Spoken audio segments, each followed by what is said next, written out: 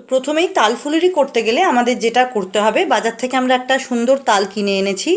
এরপর এটাকে আমরা ভালোভাবে ধুয়ে পরিষ্কার করে নিয়েছি। এরপরে ছুরির সাহায্যে তালের এই ওপরের অংশটাকে আমরা কেটে নেব।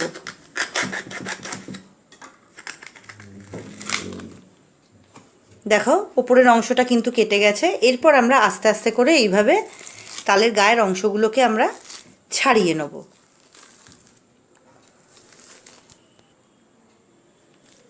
তো দেখো তালটাকে আমরা ছাড়িয়ে নিয়েছি। এরপরে আমরা তালের ভেতরের যে অংশটা, এর ভেতরে তিনটে এরকম থাকে, এই তিনটেকে আমরা আলাদা করে নেব। দেখো আমি তিনটেকে আলাদা করে নিলাম। এরপরে আমরা একটা এরকম ঝাঁঝরি নেব। এরকম ঝাঁঝরির নিচে আমরা একটা বড় বাটি দিয়েছি।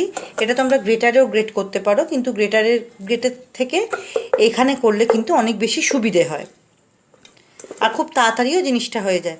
তো আমরা এবারে তালটাকে এইভাবে এখানে ঘষতে থাকবো। এটা ঘষতে ঘষতে আস্তে আস্তে তালের কাঠ নিচে পড়ে যাবে।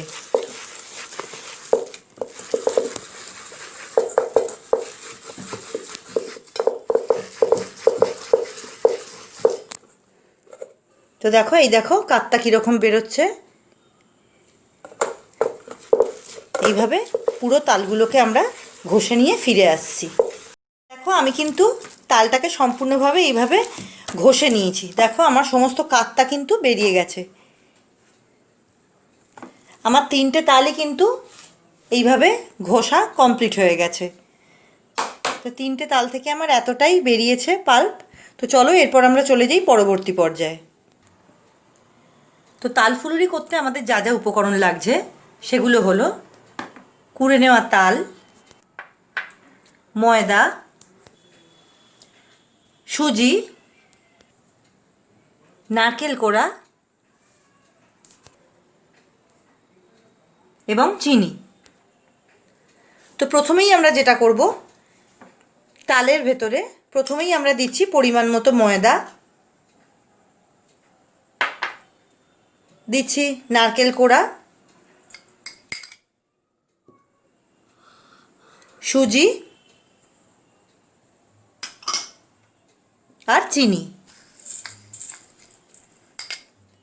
দিয়ে সমস্ত উপকরণ আমরা হাতের সাহায্যে খুব ভালোভাবে মেখে নেব। আমাদের দেখতে হবে মিশ্রণটা যেন একটু টাইট হয়। যদি প্রয়োজন পড়ে তখন কিন্তু আমরা আবার ময়দা অ্যাড করব।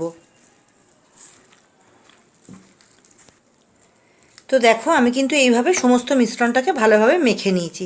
আমার মাখা কমপ্লিট হয়ে গেছে। এরপর আমরা চলে যাব পরবর্তী পর্যায়ে। তো দেখো আমি কড়ায় তেলটা গরম করতে বসিয়ে দিয়েছিলাম। তো আমার তেল গরম হয়ে গেছে। এবার আমি আস্তে আস্তে করে এইভাবে হাতের সাহায্যে কিন্তু ছোট ছোট করে আমি বড়াগুলোকে ছাড়ব। খুব ধৈর্য নিয়ে আস্তে আস্তে করে মিডিয়াম ফ্লেমে তেলটা প্রথমে আমি গরম করে নিয়েছি। এরপর গ্যাসটাকে আমি কিন্তু মিডিয়াম ফ্লেমে করে দিয়েছি। দিয়ে এবারে এইভাবে সমস্ত বড়াগুলোকে আমরা ভাজবো।